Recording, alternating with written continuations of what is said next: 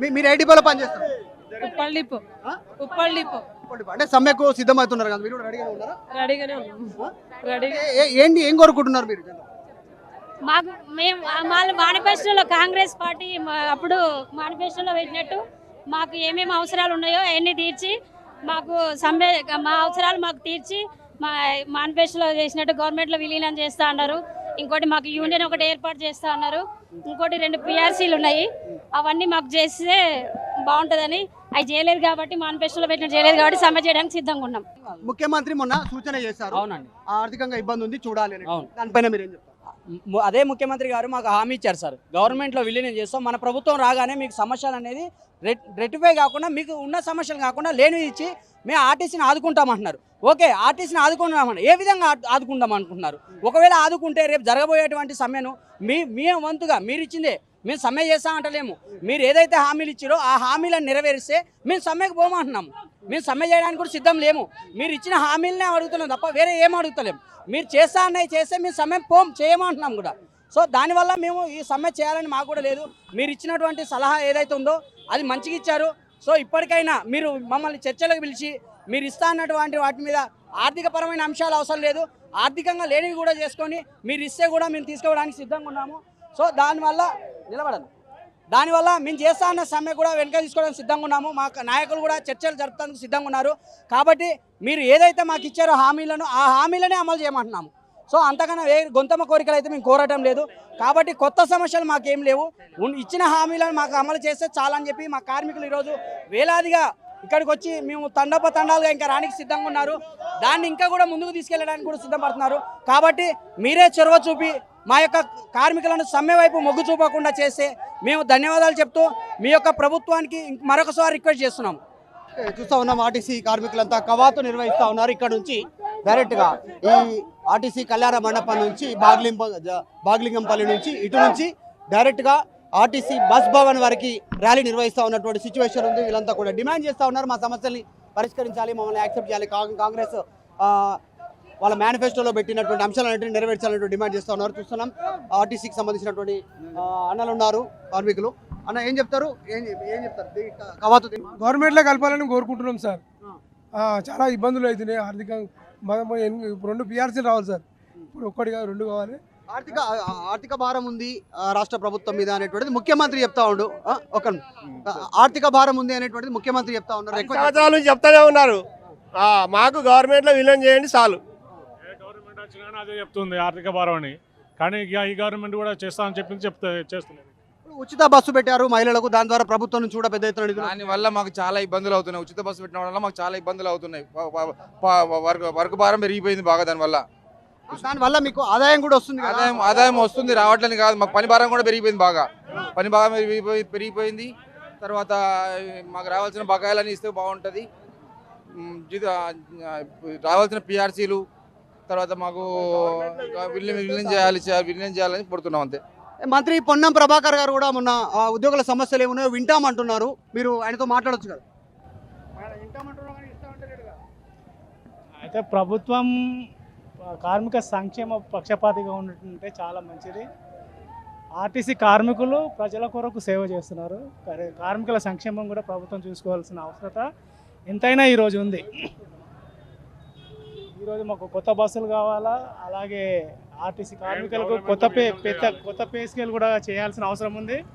ఆ విధంగా ప్రభుత్వంలో విలీనం చేయాల్సిన అవసరం కూడా ఉంది. ఏంటి అన్న, మంత్రులు చెప్తా ఉన్నారు, ముఖ్యమంత్రి చెప్తా ఉన్నారు ఆర్థిక భారం ఉంది, కాస్త సహకరించండి అనేటువంటిది డైరెక్ట్గా రాష్ట్ర ముఖ్యమంత్రి రిక్వెస్ట్ చేస్తూ ఉన్నారు కదా. మీరు ఇప్పుడు ప్రధానంగా ఆర్థిక భారం అనేది ప్రతి ప్రభుత్వాల మీద ఉంటుంది, అది సామాజిక బాధ్యత. అన్ని వర్గాల యొక్క సమస్యల్ని పరిష్కరించడం ప్రభుత్వం అంటేనే వీళ్ళందరి సమస్యలు పరిష్కారం చేయాలి. కానీ అందరి సమస్యలు పరిష్కరిస్తున్నా ఆర్టీసీ కార్మికుల సమస్యలు ఎందుకు పరిష్కరించలేరు? ప్రతి ఒక్కరి నోట కూడా ఏమొస్తుందంటే ఆర్టీసీ కార్మికులు బాగా కష్టపడతారు వీళ్ళు అని చెప్తారు. అయితే ఇప్పటికీ 2 పే స్కేళ్ళు పెండింగ్లో ఉన్నాయి, అట్లానే కనీసం ఒక 8 డిఏలు పెండింగ్లో ఉన్నాయి. వీటికి అన్నింటికి మించి MTW act, motor vehicle act ఏదైతే ఉన్నదో ఆ యాక్ట్ ప్రకారాన్ని మొత్తం ఉల్లంఘించి కార్మికులను కట్టుబానిసలుగా చేస్తున్నారు. లీవ్ రెగ్యులేషన్స్ ఇక్కడ పనిచేయట్లేదు.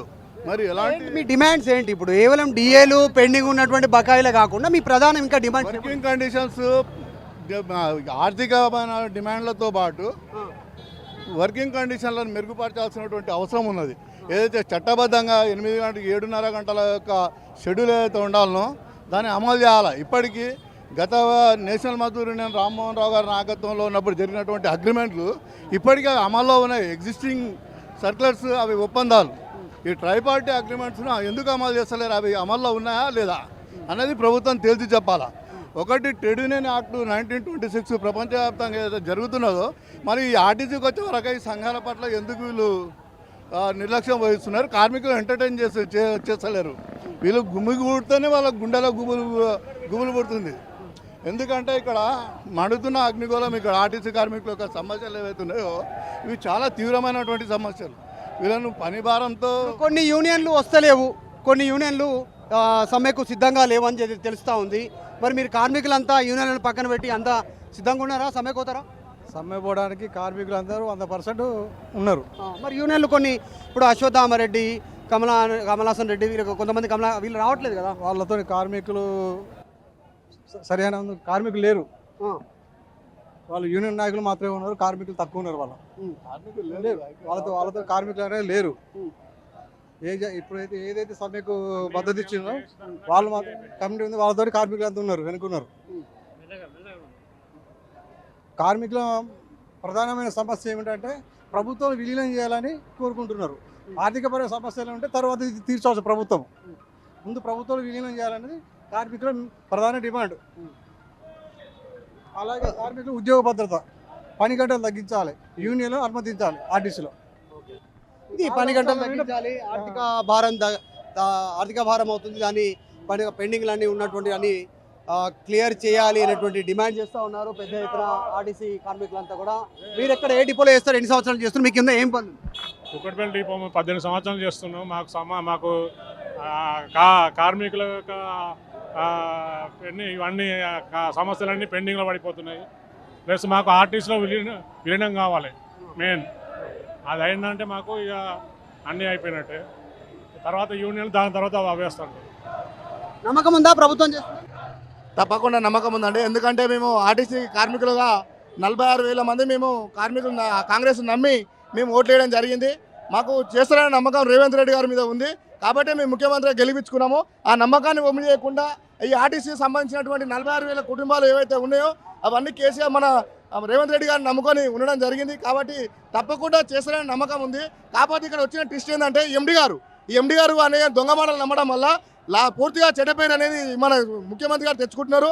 ఇలాంటి జరగకుండా ఎండి గారి మాటలు వినకుండా ఇక్కడ ఏదైతే కార్మికులు గ్రౌండ్లో చేస్తున్నట్టు కార్మికులు, ఎందుకంటే మహాలక్ష్మి పథకాన్ని మా కాంగ్రెస్ గవర్నమెంట్కు వరకు పేరు రావాలనే ఉద్దేశంతో మా భుజాల మీద వేసుకున్నామండి. ఎందుకంటే గవర్నమెంట్ వచ్చినప్పుడు 56,000 మంది ఆర్టీసీ కార్మికులు ఉండే, కానీ ఈరోజు మహాలక్ష్మి స్టాప్ మొదలుపెట్టిన తర్వాత కూడా 40,000 మంది ఉన్నారు. అంటే 16,000 మంది తగ్గిన కిలోమీటర్లు మాత్రం అదే తిప్పుకుంటూ ఒక్కటే రోజుల మన గవర్నమెంట్కి మంచి పేరు చేయడం జరిగింది.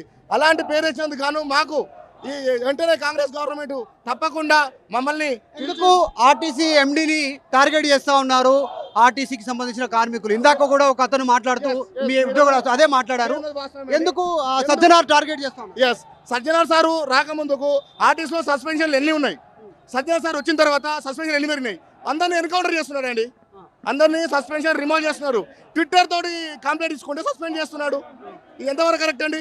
ట్విట్టర్ ద్వారా ఏ డిపార్ట్మెంట్లో లేదు, ట్విట్టర్ కంప్లైంట్ ద్వారా సస్పెండ్ చేయడం. కానీ ఈ గవర్నమెంట్ అనే ఈ యొక్క ఎండీ వచ్చిన తర్వాతనే ఉంది. కాబట్టి తక్షణమే ఎండీ గారిని మార్చినట్లయితే ఆర్టీసీ కుటుంబాలు అనేది బాధ నుంచి విముక్తి కలిగిన అవుతారు. మమ్మకు చాలా ఘోరంగా పరిస్థితులు ఉన్నాయి. ఎందుకంటే 10 గంటలు 14 గంటలు 15 గంటలు 16 గంటలు వర్క్ చేస్తున్నాం. మేము మహాలక్ష్మి పథకాన్ని భుజాన వేసుకొని గవర్నమెంట్కి మంచి పేరు ఇస్తున్నాం.